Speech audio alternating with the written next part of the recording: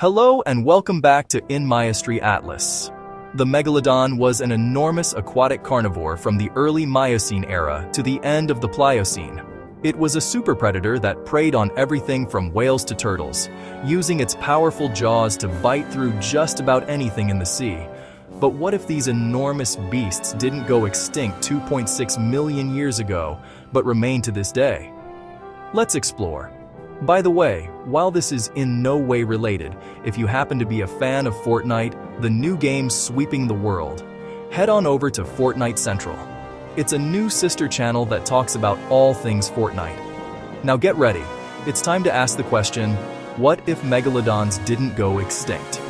First of all, let's go over some quick facts about Megalodons so we're all on the same page. The name Megalodon comes from the Greek, meaning big tooth, and with teeth over 6 inches in length, the name does not lie.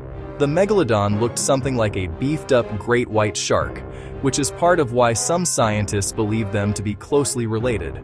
Reaching roughly 60 feet or 18 meters in length, this beast would be among the largest in the ocean, even longer than a city bus.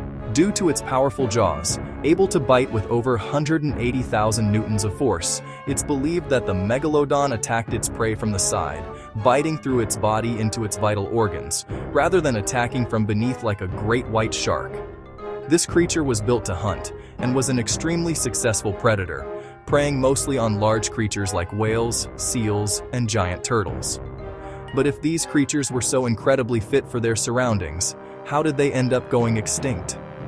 Let's look into it, since this could help us understand them and understand the necessary changes to the world in order for them to survive. Climate change certainly played a factor in its extinction. Not the man-made climate change we've seen in recent years, but the natural, much more gradual change that has been seen throughout the history of the Earth. Global cooling made it more difficult for them to survive in many climates.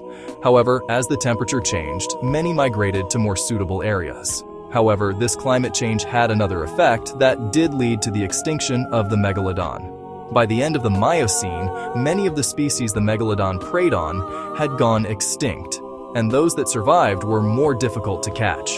The lack of food and competition with other super predators led to the extinction of the Megalodon. So, if we're imagining a world where Megalodons didn't go extinct, we would need the food sources, particularly the mysticetes, or baleen whales, to not go extinct either.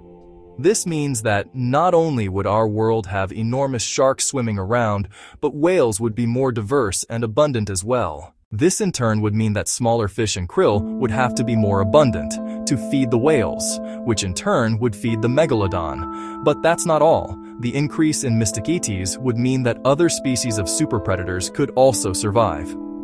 This means that we wouldn't only have to worry about the Megalodon, but other large creatures as well. All this is to say that the addition of the Megalodon would make waves in the ocean's ecosystems.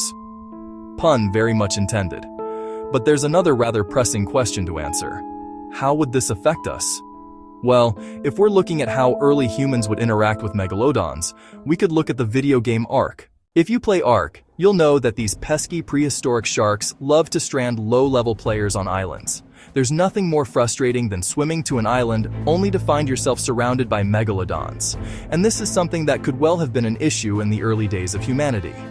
Since they tended to reside off the coast, even a trip on a raft or small boat could lead to an attack. However, there were already large, dangerous creatures in the ocean at that time, and the addition of another likely wouldn't have huge effects on humanity's travels across the ocean. Nowadays, the existence of Megalodons wouldn't have a huge effect on humanity as a whole. It would certainly be interesting, albeit terrifying, to see a living one, but we have progressed to the point where we don't really depend on seafaring on small vessels. Perhaps there would be the odd story of a Megalodon attack off the coast, which would of course make the headlines, but the actual odds of this happening would be rather slim. And now, we return to our question. What if Megalodons didn't go extinct? Well, if the Megalodon was to survive, sea life would likely need to be more diverse and abundant in order to feed all members of the ecosystem.